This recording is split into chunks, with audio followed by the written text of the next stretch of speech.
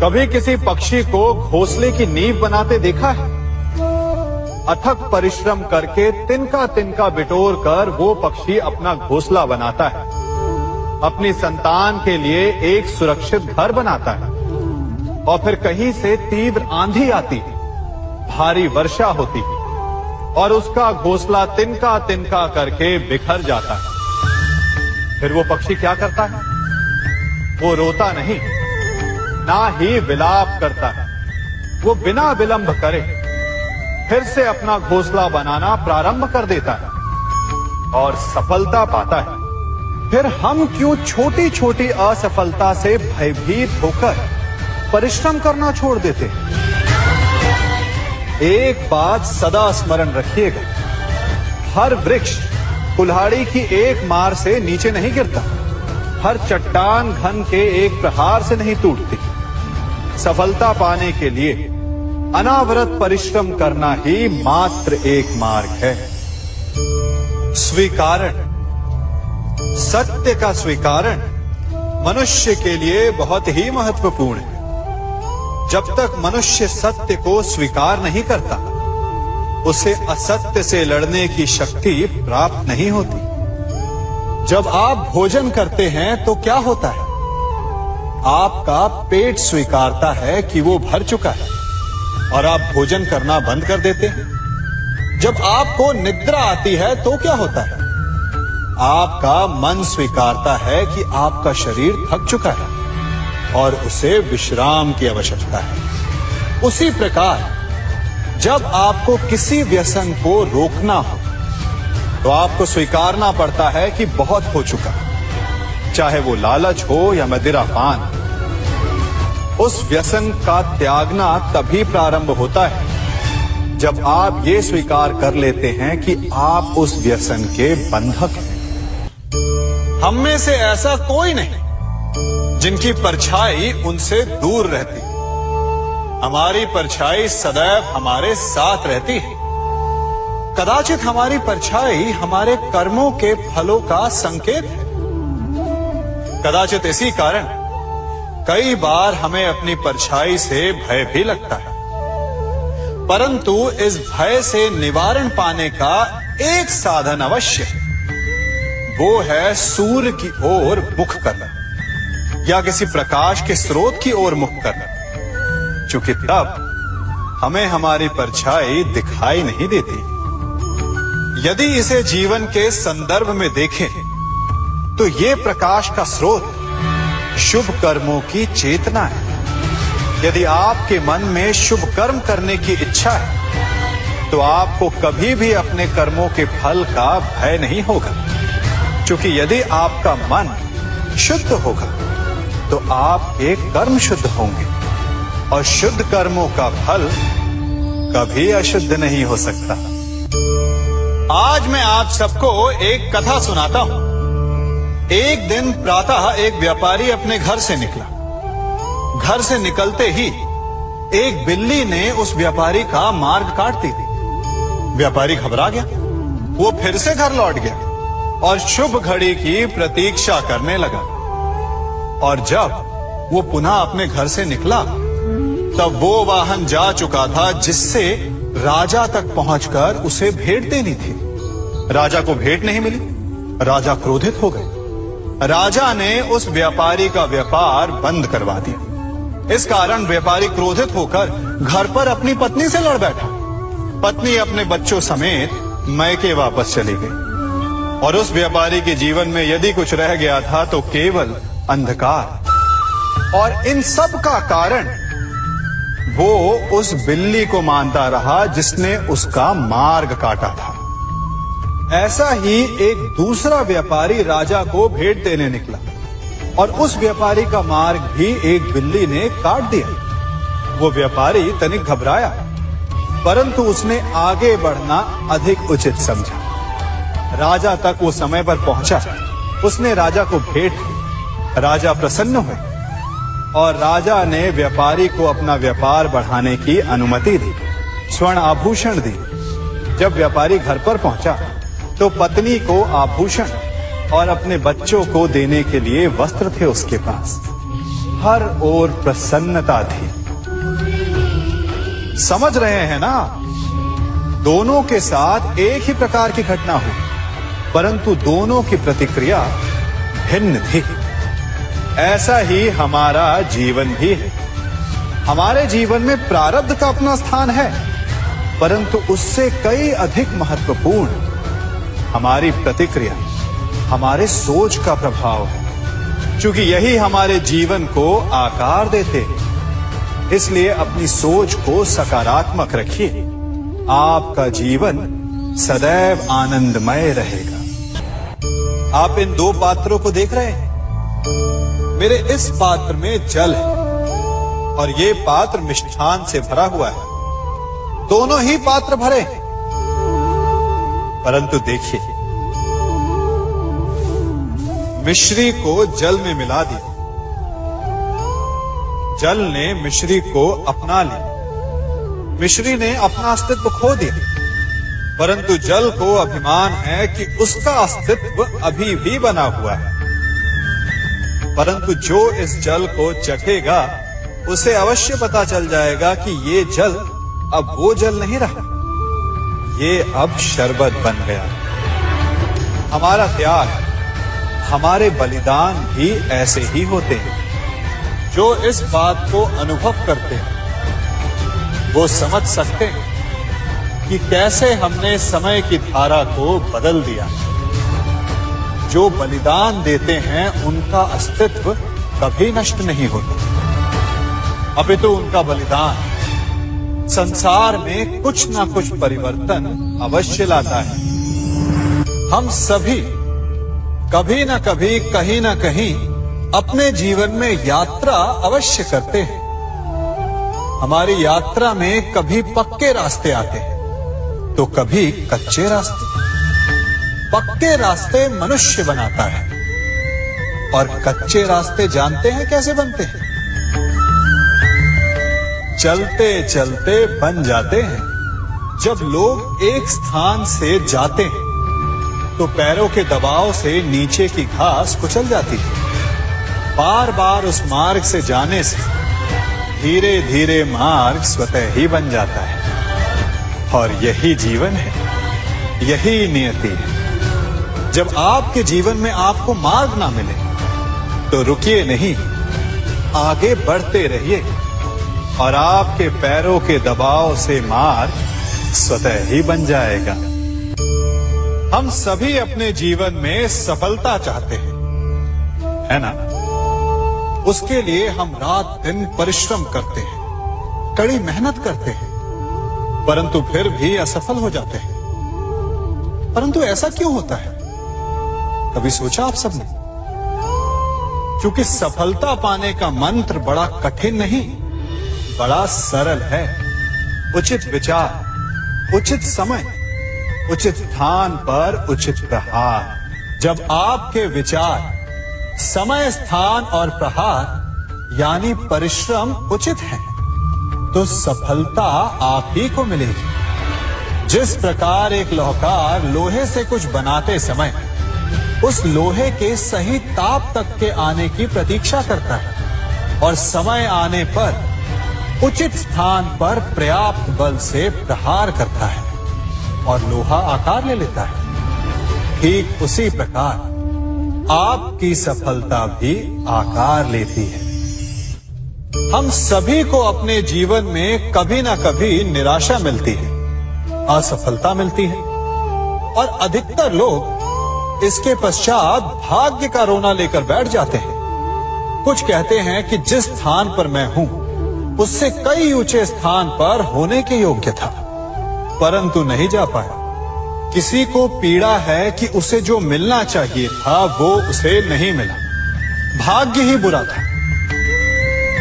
भाग्य क्या होता है? भाग्य वन में खिला पुष्प देवताओं को चढ़ाया जाएगा या किसी सुंदरी की वेणी में वो सजेगा या फिर उसे कुचलकर उत्पाद बना दिया जाएगा।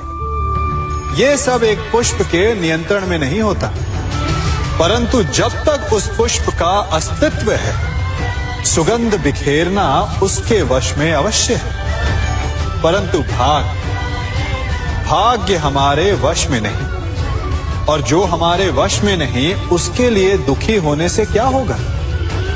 कर्म पर वश है, वो कीजिए और धीरे धीरे भाग्य आपके वश में आ जाएगा, क्योंकि कर्म ही प्रधान है। कभी आप ब्रह्म मुहूर्त में जगे हैं? जगकर देखिए, संध्या होने के पश्चात जब रात्रि का अंधकार सारे संसार को धीरे धीरे अपने अंधकार में निगलने लगता है, तो यही अंधकार ब्रह्म मुहूर्त में भोर होने से ठीक पूर्व तनिक अधिक काला हो जाता है। कुछ समझे? हमारा जीवन भी कुछ ऐसा ही होता है। जब हमारे जीवन की समस्याएं अपने अंत पर होती है, तो यही समस्याएं एक भीषण रूप लेकर हमारे समक्ष प्रस्तुत हो जाती है, और ऐसे परिस्थिति में अधिकतर लोग हार मान जाते हैं, भय खा जाते हैं। परंतु यदि आप हार न माने, भय न खाएं, दृढ़ रहें, निरंतर आगे बढ़ते रहें, तो प्रकाश के रूप में हमारा स्वागत करने के लिए सूर्य उदय सदा हमारे समक्ष प्रस्तुत रहेगा। आपने बरगद के वृक्ष को देखा है? जितना विशाल उतना दृढ़। पतझड़ में वो सूख जाते हैं, परंतु दुर्बल नहीं होते, टूटकर गिरते नहीं। और उसके विपरीत दलदल में उपजे वृक्षों को देखिए, वो दिखने में तो बड़े होते हैं, पतझड़ आए या शीत सदा हरे भरे होते हैं, परंतु इतने दुर्बल होते हैं कि जलधारा के हल्के से वेग से वो गिर जाते हैं। परंतु ऐसा क्यों होता है? कारण है जड़ें। जिसकी जड़ें दृढ़ भूमि में है, वो हर चक्रवात, हर ऋतुओं को सह लेता है, और जिसकी जड़ें दलदल में है, वो स्वयं की जड़ों को दुर्बल बना लेता है। कुछ ऐसा ही मनुष्य भी होता है, जो अधर्म, कुकर्म और असत्य की धरा पर उपजा है। वो समय की एक मार भी नहीं सह पाता, और जो मनुष्य सत्य, धर्म की धरा पर उपजा है, वो हर समस्या से अविचलित हो जाता है। अब आप पर निर्भर करता है कि आप क्या बनना चाहते हैं। हमारे जीवन में मित्र और शत्रु बड़ा महत्व रखते हैं। यदि गंभीरता से सोचा जाए तो ऐसा कोई क्षण नहीं जब हम अपने मित्रों के बारे में ना सोचते हो या फिर अपने शत्रुओं के बारे में। हमारा हर कार्य या तो हमारे मित्रों के हित के लिए होता है या फिर हमारे शत्रुओं के अहित के लिए। हम हर स्थान या तो अपने मित्रों के साथ होते हैं या फिर अपने शत्रुओं के साथ। कोई नहीं चाहता कि उनका शत्रु प्रसन्न रहे। हर कोई अपने शत्रु को नष्ट कर देना चाहता है, और ऐसा करने के लिए वो हर संभव प्रयास करता है। उसे आर्थिक, मानसिक और शारीरिक हानि पहुंचाने का प्रयास करता है। परंतु यदि मैं आज आपको ऐसा मंत्र सिखाऊं जिससे आप अपने शत्रु को सदा के लिए नष्ट कर दे तो, और वो मंत्र है मित्र बनाना। अपने सभी शत्रुओं को अपना मित्र बना लीजिए और आपके सारे शत्रु स्वतः ही समाप्त हो जाएंगे। मैं क्या कर रहा हूं? मैं दिए प्रज्वलित कर रहा हूं ताकि अंधकार को मिटा सकूं। अब आप कहेंगे कि इसमें कौन सी बड़ी बात है ना? परंतु इसमें महत्वपूर्ण बात समझने के लिए यह है कि मैं क्या नहीं कर रहा हूं, और मैं अंधकार नहीं कर रहा हूं। क्योंकि अंधकार को मिटाने के लिए प्रकाश का अस्त्र तो उठाना ही पड़ता है। बुराई को बुराई से नहीं, अच्छाई से जीता जाता है। अन्याय को अन्याय से नहीं, न्याय से लड़ा जाता है। क्रोध को क्रोध से नहीं, क्षमा का साथ लेना होता है। ठीक उसी प्रकार एक लोहा लोहे को काटता है, परंतु एक ठंडा लोहा ही गर्म लोहे को काट सकता है। इसलिए यदि आपको अपने जीवन में विजयी होना है तो अपने शस्त्रों को, अपने अस्त्रों को सोच समझ कर उठाइए, क्योंकि एक अनुचित सोच परिणाम पर भारी प्रभाव डाल सकती है। आप सब सोच रहे होंगे कि ये क्या मैं करने लगा। मैं इस पौधे को जड़ से उखाड़ रहा हूं। आश्चर्य हो रहा है ना कि एक पौधे को उखाड़ना या काटना ना केवल एक अपराध है अपितु पाप भी है। तो फिर मुझे ऐसा करने की क्या आवश्यकता पड़ गई? क्योंकि कई बार विनाश ही सृजन तक पहुंचाता है। यदि नया भवन बनाना हो तो पुराने भवन को गिराना पड़ता है। व्यवस्था को परिवर्तित करने के लिए क्रांति लानी पड़ती है। और उसी प्रकार यदि किसी वृक्ष या किसी पौधे की जड़ों में घुन लग जाए या उसका मूल सड़ जाए तो उसे जड़ से उखाड़ देना ही श्रेयस्कर होता है, ताकि उस स्थल पर नए पौधे उपज सके। युद्ध करना पर्याय नहीं, परंतु कभी कभी शांति के लिए युद्ध करना आवश्यक हो जाता है। संसार में सबसे श्रेष्ठ क्या है? फूल या कांटे, प्रेम या घृणा, संपन्नता या दरिद्रता, मित्र या शत्रु? बताइए। अब आप भी कहेंगे कि भला ये कोई पूछने की बात हुई? अवश्य फूल, प्रेम, संपन्नता और मित्र ही श्रेष्ठ है। परंतु क्या आपने अपने जीवन में कभी सोचा है कि हर एक भाव, हर एक वस्तु, हर एक घटना का एक गुण धर्म होता है? त्वचा पर जलन करने वाले फूलों से अधिक श्रेष्ठ वो कांटे हैं जिनसे आप अपने घर की बाढ़ बनाते हैं ताकि वन्य पशु आपके भीतर ना आ सके। वो प्रेम श्रेष्ठ नहीं जो आपको अंधा, लोभी, पक्षपाती बनाता। वो घृणा श्रेष्ठ है जो आपको नया मार्ग दिखा दे। वो संपन्नता श्रेष्ठ नहीं जो आपको कृपण बना दे, मद्दांध बना दे। वो दरिद्रता श्रेष्ठ है जो आपको जीवन में परिश्रम करने की शिक्षा दे।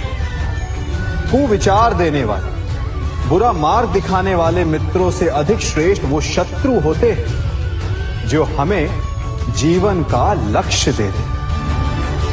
इसलिए अपने जीवन में हर वस्तु, हर भाव, हर घटना के गुण धर्म को पहचानिए और उसके पश्चात अपना चयन कीजिए।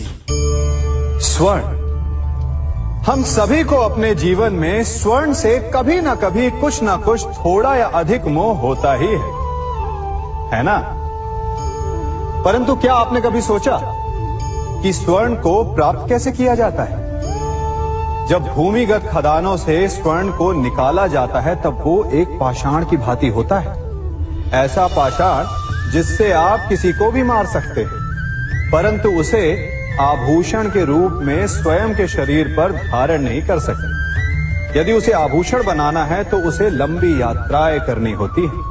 उस पाषाण को पिघलना होता है। सुनार के हथौड़ी की अनेकों चोटें खानी पड़ती है, फिर काट छाट और उसके पश्चात जाकर वो ऐसा आभूषण बनता है जो हमें वर्षों तक, सदियों तक लुभाता रहता है। इसलिए यदि आपको समय पर विजय पानी है तो स्वयं के निर्माण पर समय देना होगा। हम सभी सुनते आए कि जो वीर होता है, साहसी होता है, शौर्यवान होता है, उसके समक्ष सारा संसार झुकता है। वीर भोग्य वसुंधर।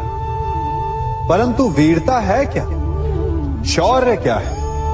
साहस क्या है? साहस युद्ध नहीं, वीरता विजय नहीं, शौर्य कभी ना गिरना नहीं। साहस किसी चुनौती के समक्ष खड़े होने का भाव है, तो वीरता उस चुनौती को उत्तर देने के लिए पूर्ण परिश्रम लगा देना है। और शौर्य का अर्थ है गिरकर फिर से उठने का साहस रखना, बार बार प्रहार करके वीरता दिखाना, निरंतर प्रयास करते रहना, निरंतर परिश्रम करते रहना। इसलिए विजयी होने से अधिक महत्वपूर्ण है शौर्यवान होना, क्योंकि जो शौर्यवान है उसे विजय मिलना निश्चित है। सम्मान। मनुष्य के जीवन में सम्मान का बहुत अधिक महत्व है। वो उसे अपने हृदय, अपने मन से जोड़कर रखता है। कदाचित इसीलिए हम शत्रु के सम्मान पर चोट पहुंचाते हैं ताकि उसे पीड़ा पहुंचाई जा सके। परंतु ऐसा करने से सावधान रहे मित्रों। शरीर पर लगी चोट मनुष्य भुला सकता है, परंतु उसके सम्मान को लगी चोट उसे जीवन भर पीड़ा देती है। और स्त्री के मान सम्मान पर लगी चोट उसे उस सीमा तक ले जाती है जहां उसे केवल प्रतिशोध दिखाई देता है। यदि अपने शत्रुओं को जीतना है तो प्रेम से जीतिए, अपने कर्मों से जीतिए। उन्हें अनुभव करवाइए कि उनसे भूल हुई है। किसी के सम्मान को ऐसी चोट ना पहुंचाइए कि वो आपका नाश करने पर उतर आए। स्मरण रखिए, किसी का अपमान करके आपके हृदय को कदाचित थोड़ा संतोष आ जाए, परंतु उस अपमान से आप कई हृदयों को आघात पहुंचाते हैं और अपने लिए एक शत्रु और बढ़ा लेते हैं। हम सब शीघ्र ही सफलता चाहते हैं, ढेर सारी संपत्ति और सुख चाहते हैं, और ऐसे में कई बार हम छोटे मार्गों का चयन कर लेते हैं। वो मार्ग जिनमें परिश्रम नहीं होता, जिनमें होता है तो केवल छल, कुटिलता और भाग्य का सहारा। जैसे कि जुआ। कोई जुए के खेल में धन लगाता है, कोई दांव लगाता है और ये भूल जाता है कि जुआ ऐसा दलदल है कि जिसमें एक बार गिरे तो सर्वनाश से पहले निकलना असंभव है। यदि आप जीते तो और जीतने की भूख बढ़ जाएगी, और यदि आप कुछ हार बैठे तो उसे पुनः पाने के लिए आप फिर से खेलेंगे।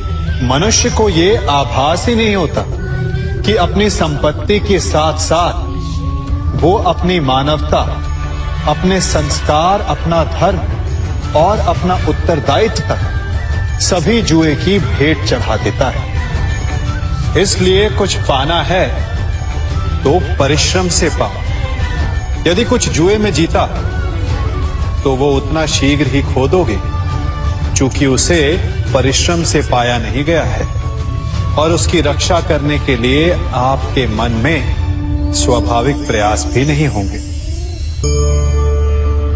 क्षमा बढ़न को चाहिए, छुट्टन को उत्पाद। क्षमा इस संसार में शांति का, सुख का मूल आधार है। क्षमा आपके मन से प्रतिशोध और शत्रुता जैसे भावों को समाप्त करती है। परंतु क्या हर स्थान पर क्षमा आवश्यक है? क्या प्रत्येक का अपराध क्षमा करने के योग्य होता है? नहीं। कभी कभी उसे क्षमा करके हम उस व्यक्ति को और बड़ा अपराध करने की प्रेरणा देते हैं, और ऐसा ही अपराध है स्त्री का मान भंग करना, जिसमें क्षमा की कोई अवस्था नहीं। यदि सिंह भूल से गाय के बछड़े का अखेट कर ले तो उसे क्षमा किया जा सकता है, परंतु यदि वो नरभक्षी हो जाए तो उसके केवल दो स्थल होते हैं, या तो पिंजरा या फिर मृत्यु की गोद। कुछ परिस्थितियों में क्षमा के स्थान पर दंड देना आवश्यक होता है, क्योंकि ये दंड का भय ही है जो लोगों को वो अपराध करने से रोकता है। संसार में सबसे बड़ा क्या है? अभिमान और बाहुबल या विश्वास और आस्था? निश्चित रूप से बाहुबल के महत्व को नकारा नहीं जा सकता। मनुष्य अपने बाहुबल से पर्वत को मैदान बना सकता है, सागर सुखा सकता है, मरुस्थल में नदियां बहा सकता है, परंतु बाहुबल को सहारा होता है विश्वास का। यदि मन में विश्वास ना हो तो बाहुबल किसी काम का नहीं। वो कौन सा बल है कि मोर आकाश की ओर ताकते हैं? वो विश्वास ही तो है जिसके कारण वर्षा होती है और दोनों की प्यास बुझती है। परंतु जब पाप के बाहुबल का सामना धर्म के विश्वास से होता है तो बाहुबल हार जाता है और जीतता है विश्वास। विजय होती है आस्था की। यदि आप सत्य के मार्ग पर चल रहे हैं और आप अपने इष्ट में आस्था रखते हैं तो किसी भी पापी का बल आपका कुछ नहीं बिगाड़ सकता।